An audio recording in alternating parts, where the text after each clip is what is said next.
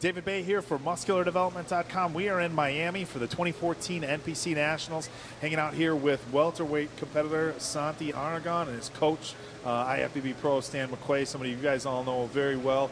For the guys at Muscular Development who aren't familiar with you, we know you post on the boards a lot, one of the very active forum members. But for the guys who don't know a lot about you, give us a little bit of background on how you got started working out, competing, stuff like that. All right. My name is Santi Aragon, as you said. I'm 26 years old. I'm from Miami, Florida. I'm a local here.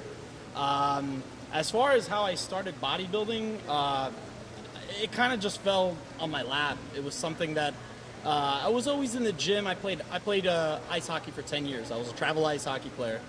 And after high school, it kind of turned into something that I didn't want to do anymore. I lost the passion for it, and I was very competitive from all those years. And we did a lot of conditioning training for getting ready for different competitions and stuff and tournaments and all that stuff. So I just changed up my focus, stopped doing cardio so much from hockey conditioning, and actually started utilizing the weights more. And then it kind of just turned into a thing in the gym. I know anybody that's followed bodybuilding over the last 10, 15, however many years. Stan looks like he's 21, but he's been around. He's been around for a while. He looks like a baby face. How'd you get hooked up with Stan? Instagram. Oh, yeah, right. Instagram. Yeah, I was on Instagram one of these days, and it was I think it was last year, beginning of last year, before I decided to start prepping for the USAs last year, and I didn't have a coach or anything, and I kind of was a little lost. And obviously, everybody that has followed bodybuilding, they know who Stan Mcquay is. They know how aesthetic he is, and it was somebody that I always looked up to. Getting into bodybuilding, because I thought it was a physique that I was very similar to, I could relate to it, and attainable.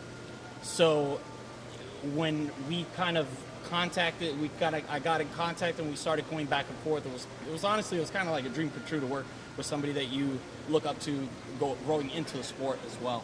Absolutely. Now, Stan, when we were up in weigh-ins earlier, I wasn't familiar with Santi. He peeled down, they make you weigh in, you're in trunks. So the first thing I did was I grabbed my boss, Adina. I'm like, check this kid out. He's one of these guys where you take a look at his physique and you can tell there's a lot of potential there. I mean, when you guys originally hooked up, is this somebody you looked at and you saw, future pro written on him? Oh, without a doubt. I mean, just his look alone, even before he was even competitively bodybuilding, he had some pictures on there.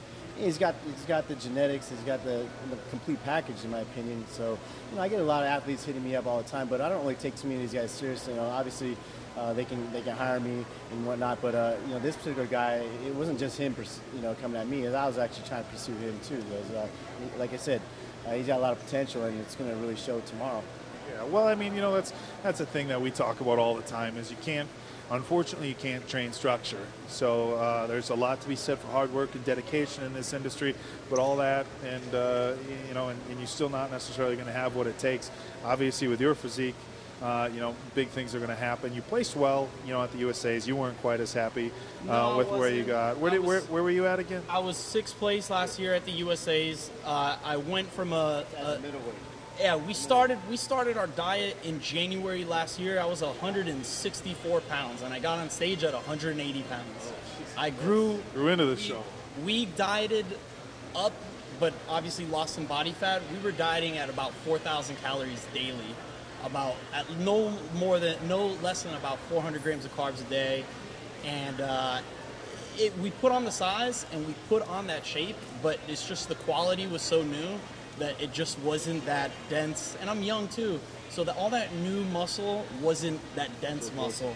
So we kind of regrouped, and this year we decided to drop the one weight class down and really just bring in that quality and that dense muscle under, stripping all the fat, and really come in hard and as conditioned as possible.